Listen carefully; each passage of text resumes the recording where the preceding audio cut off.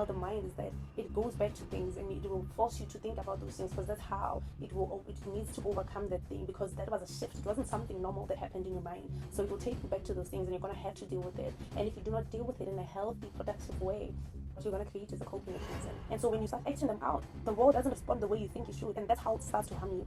For me to get out of that thing was me realizing I am not my own God, and I am not powerful, and I am not this all-knowing, omniscient being like that I think I am in my head. And I had to literally accept that and be like, that is not me, and that is okay. I'm just a being just like everyone else, and I don't have to have this power. I can literally entrust in God. You seeking vengeance against the people who have done wrong unto you, and instead the Bible said vengeance is for me. So because you are so stuck up on those things and you're not actually seeking proper help, you're now seeking vengeance, and that's how they start destroying you. When you remove the ability to bring yourself down and be empathetic and love and do all these things, you are actually removing the wisdom, because coping mechanisms make you overshadow you because you don't actually deal with them. You just create ways to overcome those challenges. Instead, the goal isn't to survive the trauma, but to be transformed by it, so that next time when something like this comes again, you'll be able to fight through it and come out of it strong.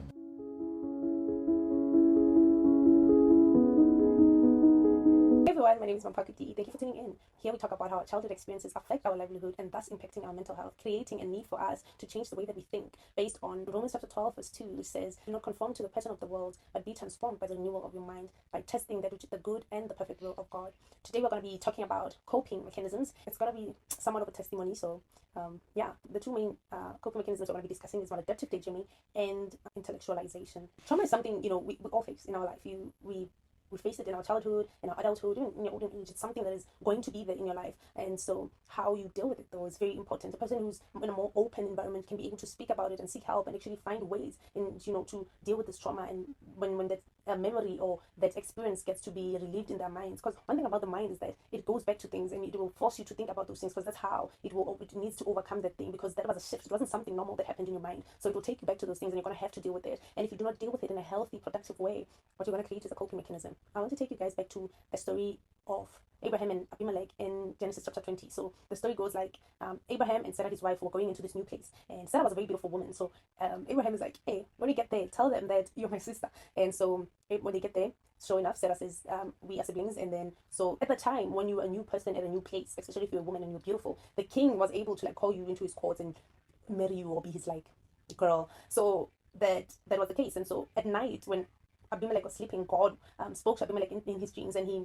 tells him that Sarah is actually Abraham's wife, and he is, distraught, and he's like, oh God, I didn't know, I'm so sorry, I didn't know that. And so God says, now you know, so make sure that you don't do anything funny. And so when he wakes up, Abimelech tells his servants that Sarah is actually Abraham's wife, and then he calls Abraham, he's like, why did you do that? That would have cursed my land. The whole point that I want to show you is that there are so much evil things could happen in this world, but when light, which is God, is shown through, those things are exposed. Don't be ignorant. Every action we do has a spiritual consequence, whether you realize it or you don't. When Adam and Eve ate the fruit, there was now a spiritual separation between them and God, and they realized this because of their nakedness. But they did not go and try to figure out how they could now get back to the same place that they were. Instead, they looked for a way to cover themselves up. The fig leaves that they used was the first coping mechanism the human race ever used. When they were supposed to go to God and actually say, I'm sorry, I've done this wrong thing, and yet they decided to cover themselves. Those weren't just they didn't just make clothes. They created, a spiritual thing, a spiritual covering, which was false, so that they could not face their reality, and realize that those fig leaves did not acquire anything, because you cannot cover up a spiritual problem with physical solutions. This is why Abimelech says,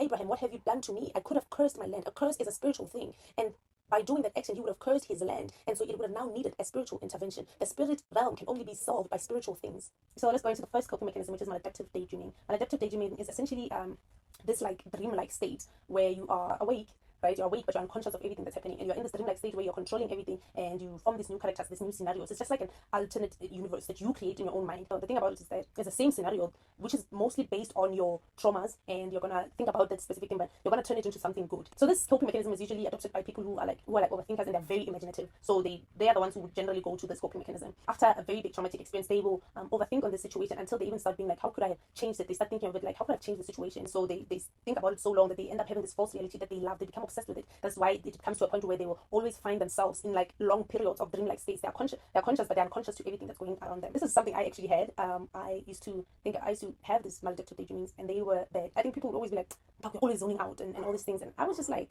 I thought it was normal, honestly. I just thought like this is something everyone goes through. I just thought like it was just my own planet where I got to control everything, and I was so cool. In my scenarios, I was so cool. I was the most smartest, the most strongest. I was so powerful. Like everyone responded to me, and it was like I was this I don't know how to call it. I was just such an amazing human being in my head when I had to go through those things. The problem with it was that it would cause me to be very out of tune. I would never get things done because this scenarios, they really do take time. It could go on for hours depending on the days. It was just so bad. Like I don't remember a lot of things that happened in my childhood and my early teenagehood, but I do remember what I was daydreaming about because they were so intense and they took so much of my time. Truly, what was happening is that I was my own god in my dreamlike states, because I knew everything. I controlled everyone. I did everything the way I wanted. I was so rich. I was so powerful, and I was a god in my head. And I loved it. The problem with this thing is that whatever your mind thinks upon a lot, it's called neuroplasticity. Your brain starts to think in that way, and when you enter into situations like that, in reality, you're gonna behave a certain way. So because my daydreams was like that, when I would go into situations, I would still think I'm that person, and I'm not. I'm a powerless being. And so when I would go into situations expecting to be this powerful person and I would fail, it would like I would be so angry, and I'm like, why? And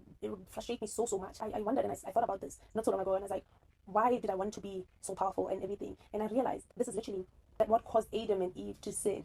The serpent said, you will become like gods. And if you remember why Lucifer was thrown out of heaven, was because he wanted to be like God. So the whole idea for you to sin and all these things is for you to be your own God. And that's why you always hear people say, I am my own God. I control things. I am the most powerful. They're not lying. In their minds, that is truly what is happening, because they have now adopted a way of thinking, and then have now believed that truly they are their own gods. See, the problem with this coping mechanism is that because you're always in this alternate universe, you actually think it's true. And so when you start acting them out, the world doesn't respond the way you think it should. And that's how it starts to harm you. For me to get out of that thing was me realizing I am not my own God, and I am not powerful, and I am not this all-knowing, omniscient being like that I think I am in my head. And I had to literally accept that and be like, that is not me, and that is okay. I'm just a being just like everyone else, and I don't have to have this power. I can literally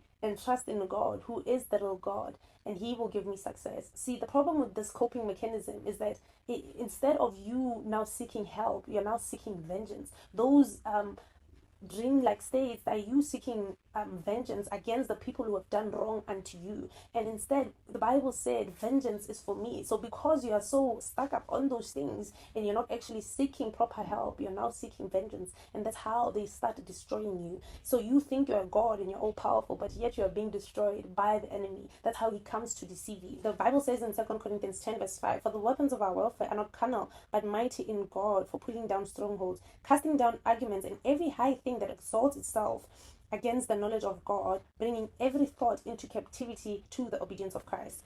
We aren't supposed to let thoughts linger and not ask ourselves, what does God say about them? Because otherwise, you're in a warfare, or you're gonna lose in that war, because now you are fighting something spiritual, but with the weapons of the enemy, which is the coping mechanisms. When you're fighting a war with God's weapons, which is the word of God, you're surely gonna win, because Jesus, he says, I have overcome the world. Now we're gonna go to the second one, which is intellectualization. This is the act of turning the weight of conviction or the pain of truth into a sterile academic debate. It puts truth in a cage of logic where it cannot touch the heart. So this is how it works. When a person gets confronted with, like, let's say they were rude, or they didn't show love, or they were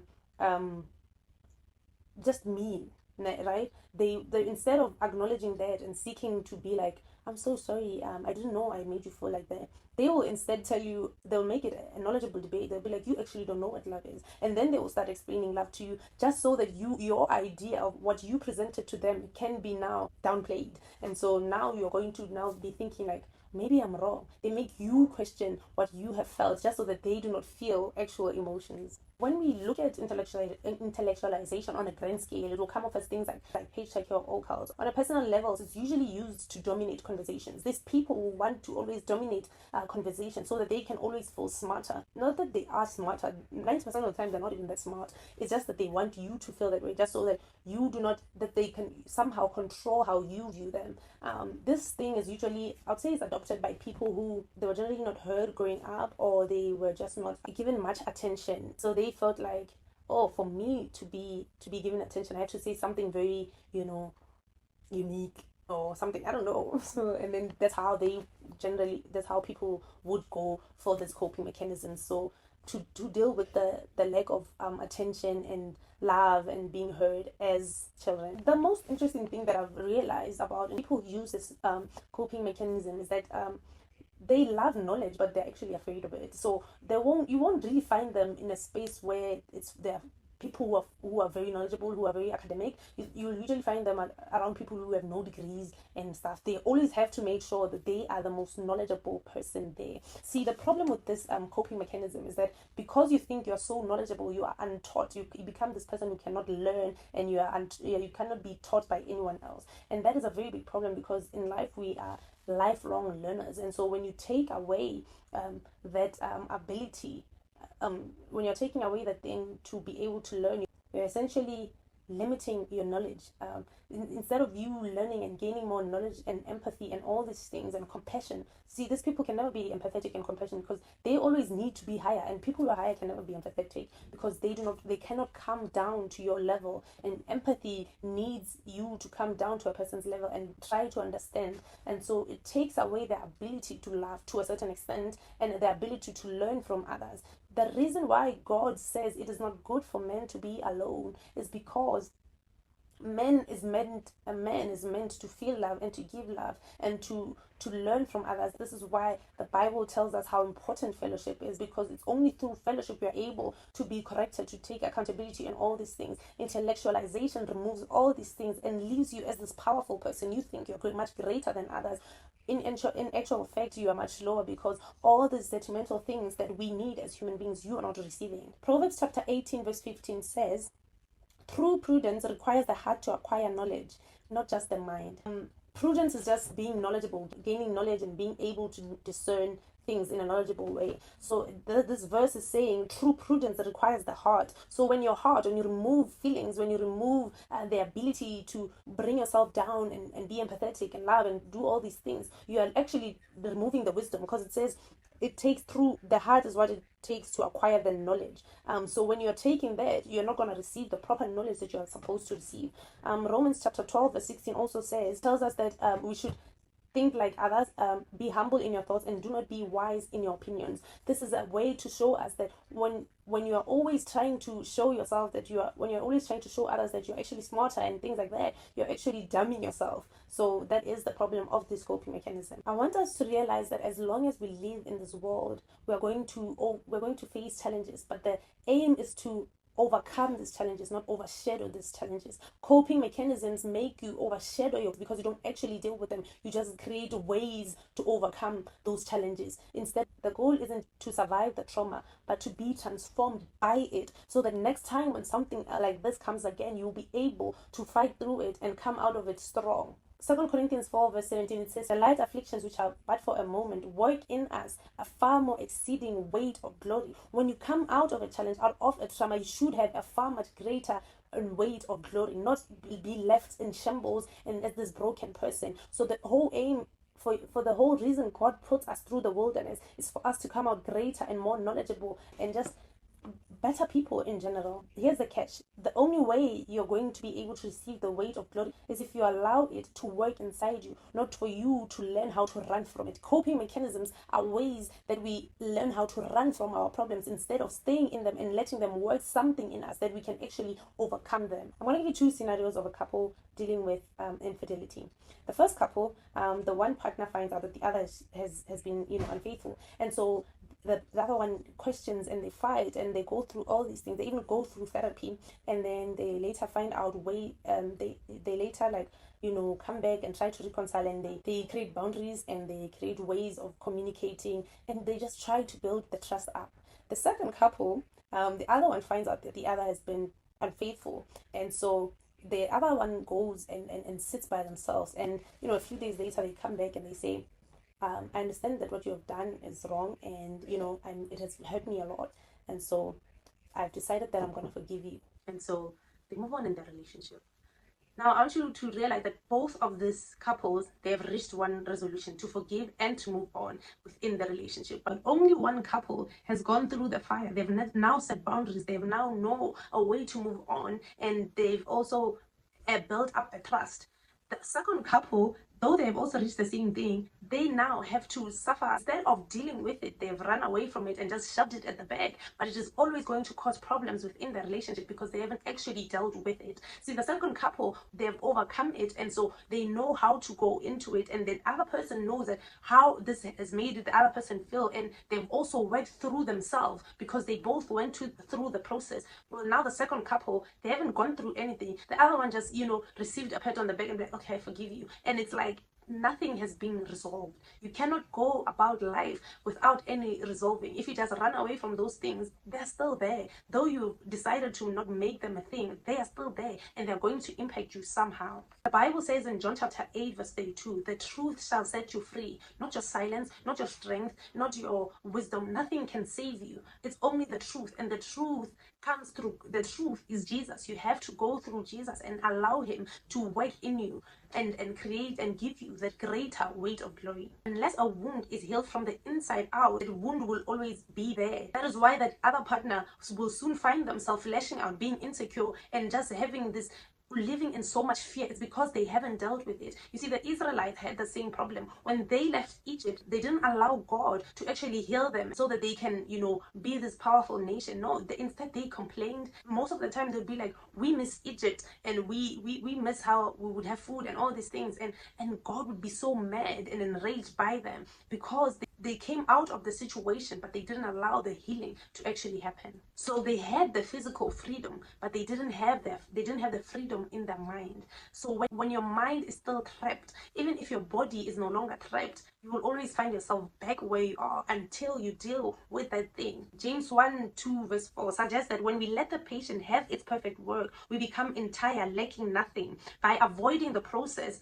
the Israelites remained incomplete. They didn't allow God's patience to work through them and create in them a great nation. My dad used to always give this analogy. It would be like, let's say you have a Mercedes-Benz car, and that Mercedes-Benz breaks down, and you take it to just a general mechanic, and so you take it to the mechanic and then they fix it, and then a few days later it still has the same problem, and you take it back to the mechanic and then they fix it again and it still has more problems. The problem even gets deeper and greater than what it was supposed to be, until one day you take it to Mercedes-Benz, and when you take it to their own dealership, they actually fix it, but it is going to be a greater price paid because you took so long to take it to their owners. It is only the owner that can actually fix their cars because they know it. It is only God who can help restore you because he knows you. He created you. When you don't allow yourself to go back to the creator, instead of you're just having these coping mechanisms and all these things, you're always going to find yourself in the same cycle. By now you're probably asking yourself, do I actually have coping mechanisms? And some of you might be like, yes, and some might even be like trying to convince themselves, I don't have that. And some are trying to justify certain habits that they have, and like, it's not a coping mechanism, it's just how I am. And the truth is, that's not who you are. It cannot be who you are because that's not God's design. The only way you're going to be able to fix a coping mechanism is to ask yourself, why? Why am I like this? Why am I like this? Why did I choose this coping mechanisms? And that's the only way you're ever going to overcome it. But let me help you figure out if you have a coping mechanism. Anything that allows you to override a situation is a coping mechanism. Instead of going through that situation and dealing with it, you override it, and instead of taking on that shame and that brokenness and allowing yourself to be built up, that is a coping mechanism. Every coping mechanism will seem like it's a safety, it's your freedom, but it's actually a prison, because when you try to get out of it, it will always pull you back. It will always put you into shame, and you always find yourself in this fearful state, and you do not know why you have so much fear, and it's because you're holding on to those coping mechanisms. When we rely on our coping mechanisms, we give our minds power over our spirits, leaving us reactive and fragile. True renewal isn't just thinking about positive things and being like, oh, I'm great, I'm beautiful, and all these things. It's about you actually taking your broken parts, your brokenness unto God and saying, here I am, Lord, please help me. That's how you find that restoration. Everything you want to get good at in life, you will have to practice. You have to put time in it. That's the same thing with this right now. If you want to overcome it and start renewing your mind, you're going to have to put time in it, and you're going to have to practice very, very hard, and it's going to be hard. But remember, God is always there with you. Jesus says, my yoke is light. So yoke yourself to Jesus and he will give you that freedom. Thank you for tuning in up to this far. I'll see you next week. Bye.